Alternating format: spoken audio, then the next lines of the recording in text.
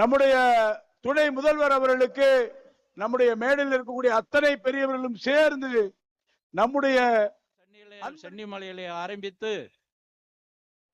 திருப்பரங்குன்ற ஒரு கிறிஸ்தவராக இருக்கலாம், ஒரு முஸ்லிமாக இருக்கலாம்.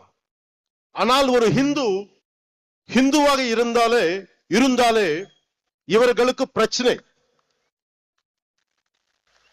ஒருவன் ஹிந்துவாக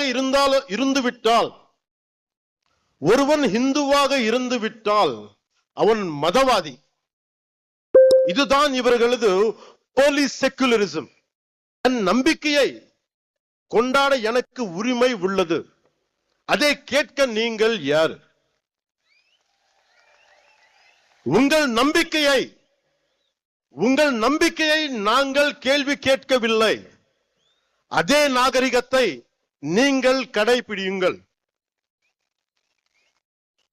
என் மதத்துக்கு மரியாதை கொடுக்கு விட்டாலும் பரவாயில்லை, அவமரியாதையை செய்யாதீர்கள். மற்றவர்கள் நம்பிக்கையை கொச்சைப்படுத்த அவர்கள் யார்? முருகனை கேள்வி கேட்க அவர்கள் யார்? அறத்தை அசைத்த பார்க்க அவர்கள் யார்? அவர்களால் மற்ற மதங்கள் பற்றி இது போல பேச முடியுமா? அரேபியாவிலிருந்து வந்த மதங்கள் பற்றி அவர்களால் இப்படி பேச முடியுமா? நம் மதத்தை பற்றி மட்டும் ஏன் இப்படி பேசுகிறார்கள்?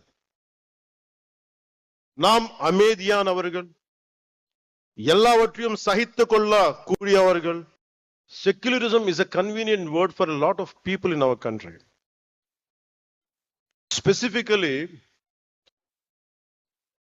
atheists who doesn't believe in God.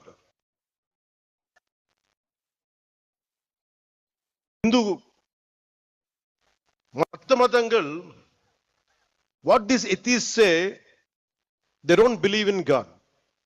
நம்ம கடவுள் நம்ப மாட்டாங்க. கடவுள் நம்ப மாற்றுறது இல்லைன்னா எல்லா கடவுள் நம்ப கூடாது. பட் இந்த நம்ம நாட்டு எத்திஸ் எப்படின்னா only Hindu கடவுள் நம்ப மாட்டாங்க. That is the definition of secularism of